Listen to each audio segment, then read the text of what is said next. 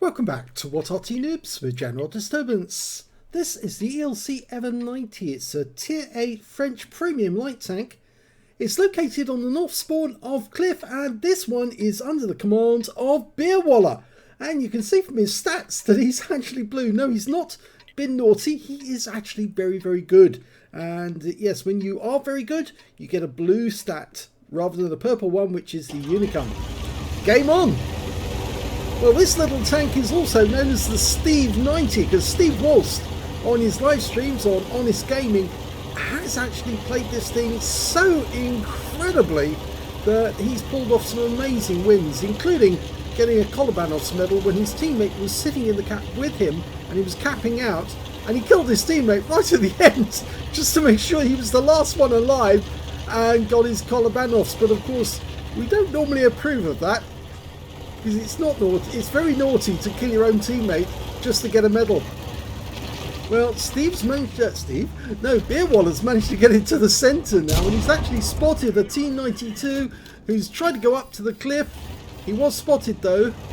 Now he's only pulled back a small amount because he might be able to get another shot into that T92 and finish him off, but he is also spotting some of the enemy tanks. They've also got a Progetto nearby, and a Lynx 6x6 is going down to the donut, but fighting it out with two of our tanks, so I don't think he's going to come off well. Progetto's pulling back. Now he's still got 2 rounds, 90mm rounds in the mag, and here comes that 6x6. First shot doesn't contact. It looked like it hit the tracks of the Lynx, but of course, as you know, if you hit a EBR or a wheelie, it will continue moving even if it gets hit in the tracks, because as Klaus points out, the little man jumps out of the thing, goes and blows up the tanks. And oh, he did kill the Lynx. His next round finished him off, and he's sticking by here in the centre of the map, which is very dangerous for a little light tank like this because it's got no armour. You've got 15mm at the front and the hull, 10mm at the sides and the rear, and the same on the actual turret as well. So it's very, very light on armour indeed. And I think he's trying to use his camo there, because it has got really great camo, this tank, to actually get up to the top without the enemy realising that's what he's up to. Whoop! It's also very easy to flip this little tank, and many people have found that out, including me. I've managed to flip an ELC. It's so easy to do it. The tank is less than 10 tons. In fact, actually, its total weight is just under 7 tons. And he's relying on the camo qualities at the moment to spot that FCM 50T without the FCM actually doing anything about it. At this range, I doubt he'd be able to penetrate. He's getting a green light on the when he aims at the cupola. Yeah, in fact, he got a green light there for a moment. Yep. So technically speaking, he should be able to pen that guy, but if he did fire, the FCM would see him straight away, almost certainly. Now the 90mm is capable of 220 alpha, which isn't much, but it does have 175mm of penetration with the standard AP, and with the premium APCR it will go through 215, but that's not much pen for a 90mm round. Now the fact that he's spotting that FCM and he is taking damage means that Beerwalla is picking up spotting assist, and that can't be very good. The FCM is thinking about moving.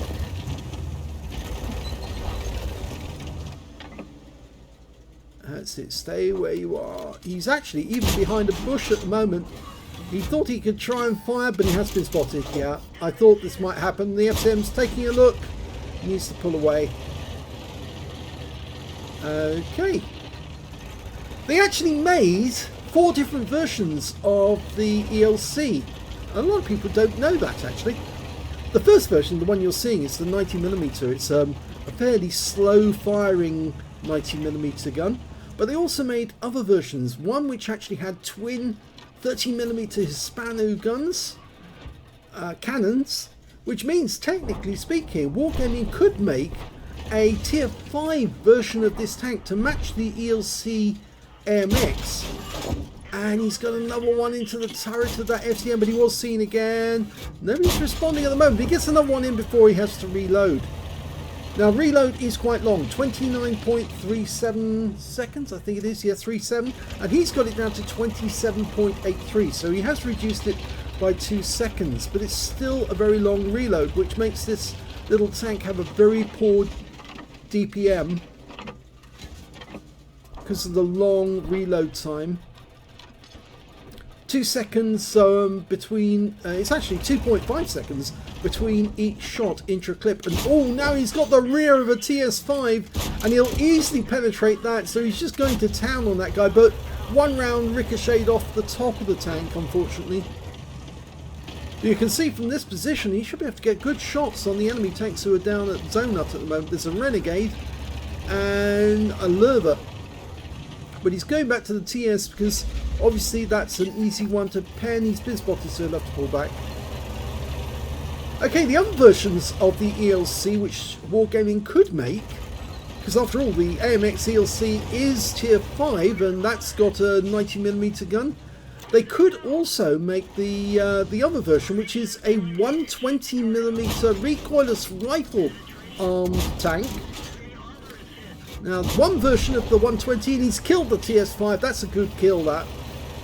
But he has to get out of the way, and this is a bad thing. It accelerates very slowly because it's a very weak engine.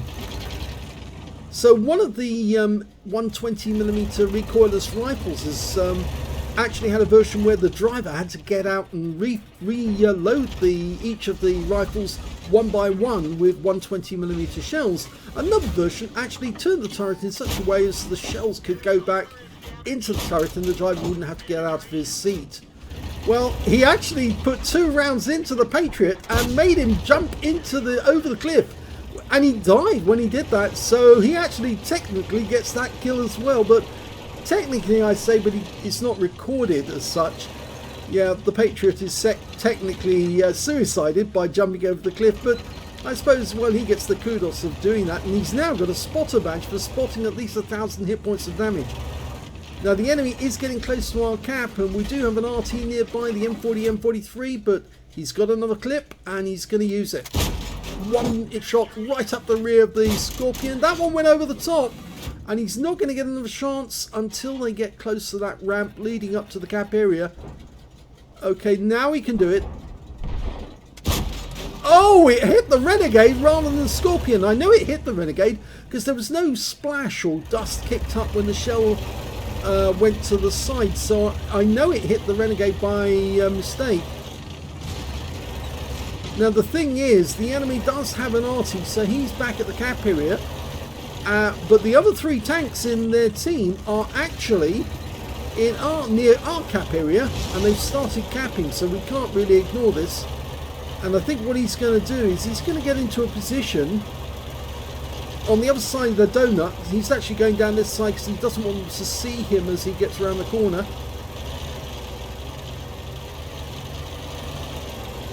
That's it, good. And he can use these bushes here to poke out, have a look, and then put a shot in. And the enemy won't know where he is until he fires.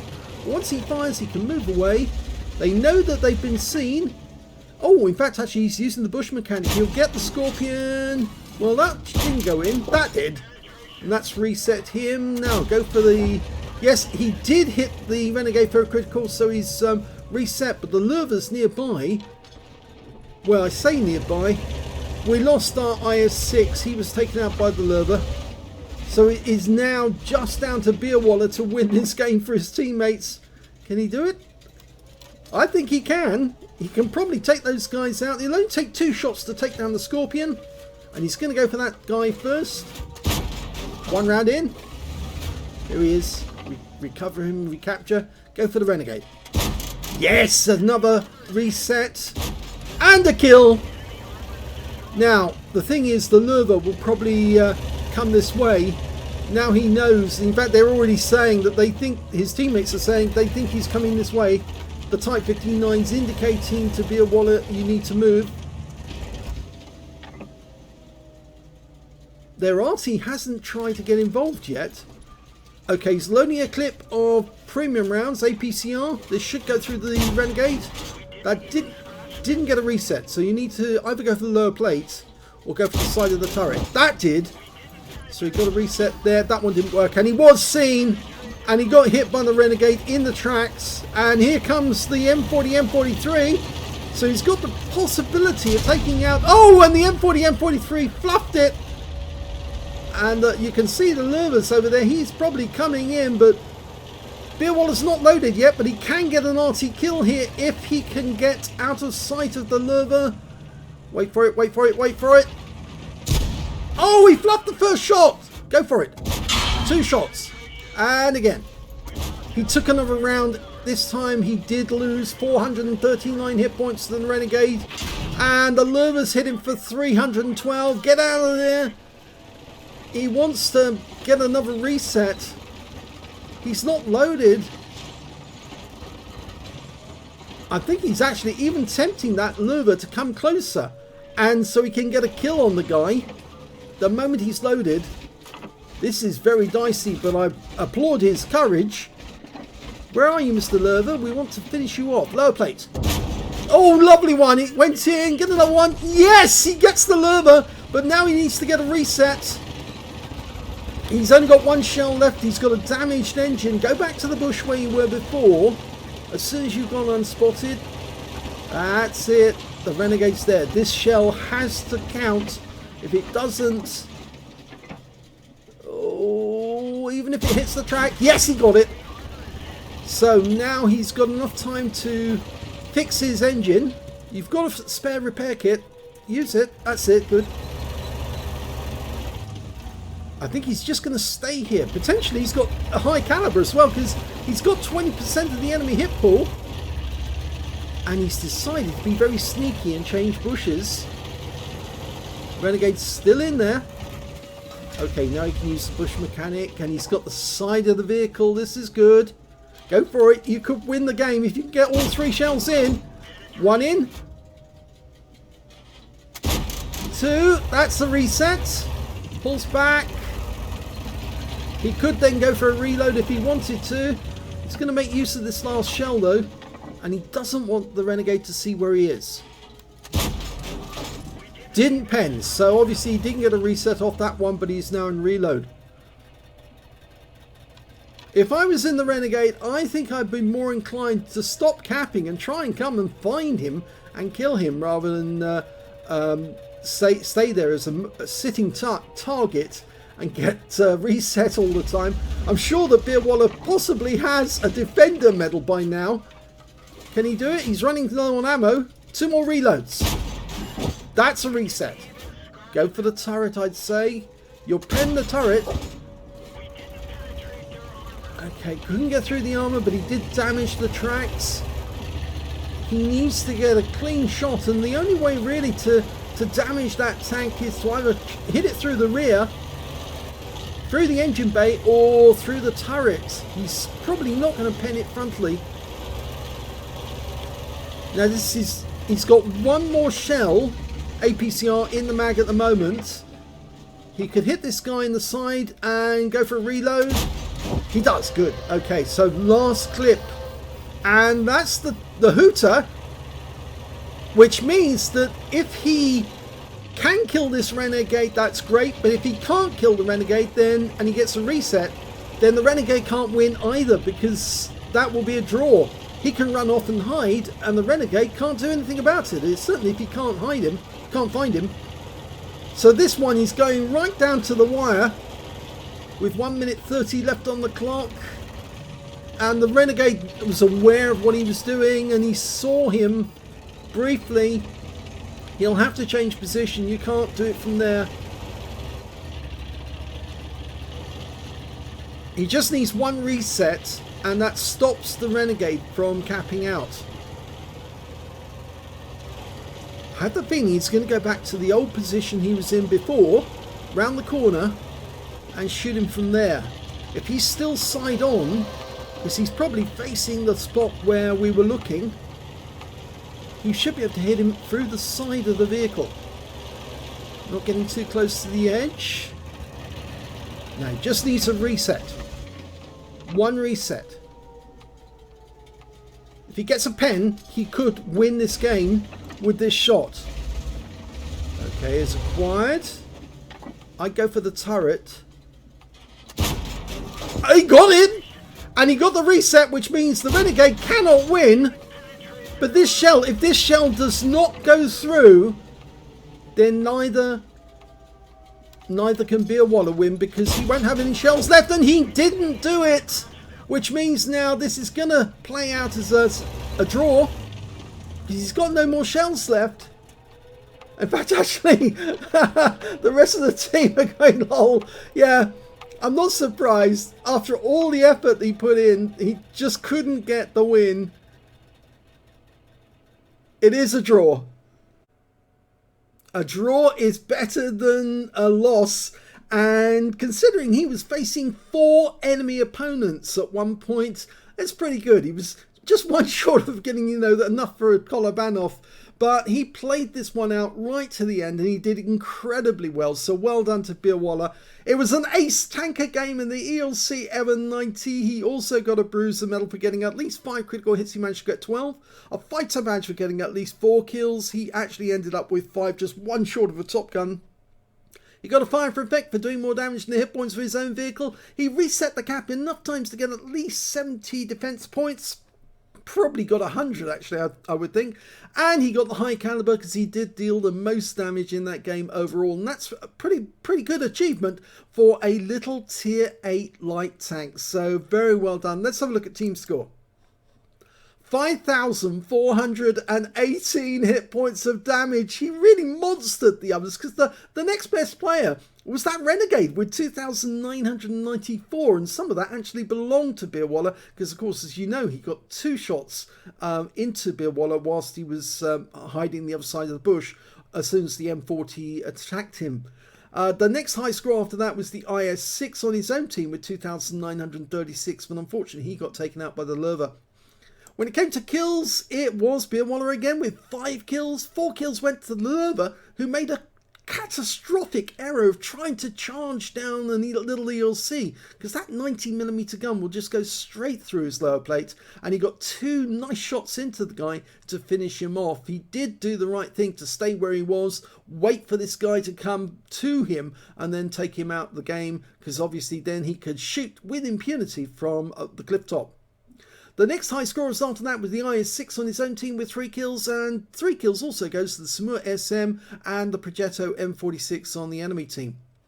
When it came to base XP, he was streets ahead of the others. Look at that, 1,047. He was the only one to get over 1,000. 614 went to the Samur, and 590 went to the Lurva. When it came to details, let's have a look. 45 shots fired, all of his ammo expended. 38 direct hits on the enemy, 26 penetrations. I'm afraid, as I said, the 90mm gun, it's not that great. It's a fairly slow gun, actually, in many ways. The shells aren't moving that fast. 720 meters per second, or is it 760 meters per second? It's a fairly slow gun compared to many other guns, because after all, it's only a very light tank, and they can't put a huge charge into the chamber, because otherwise the tank itself will literally fall apart the moment you fired the gun. 5,418 hit points of damage, of which 2,913 were at more than 300 meters. He received 3 hits from the enemy, 2 penetrations, 1 non-penetration, and yeah, I'm afraid that Renegade did actually hit him for a lot of hit points when he did actually penetrate him when the M40 was about. He also got 1 non-penetration as well. That was the Renegade who actually put 1 into the tracks. He spotted 2 enemy vehicles, damaged 9 in the enemy, killed 5, and got 1,281 hit points as a spotting assist in that game. And that's probably why he's got the ace tanker, because he actually did not only actual damage, but also spotting on top of that. He got 100 defense points. So certainly he got more than 100, actually, much more than 100, because he kept on resetting that cap.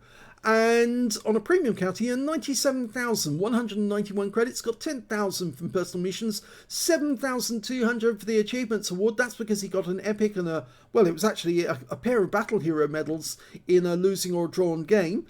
166,587 credits altogether, and after repair and ammunition resupply, and even though there was plenty of premium rounds in that, he still came out with a profit, 50,826 credits. 1047 XP, 591 for the Achievements Award here, 246 for this being a premium vehicle, and took away 2,703 experience points altogether. Yeah, the ELC EVEN 90 is quite an incredible tank actually. As a light tank, it's a really great spotter because it's got such good camo qualities, but it can also be very, very interesting if you play it out in a game like this to the end. And I know that Steve Walst had a game in his ELC EVEN 90 very recently where he had a very close ending. I would recommend you go and have a look at that one because it's amazing. What he did was very similar to what Beerwalla did in this game, and so it's interesting to know that you can carry a team in such a little light tank. I hope you enjoyed that replay. If you did, please give this video a like, do subscribe to our channel, leave a little comment down below because it feeds the algorithm.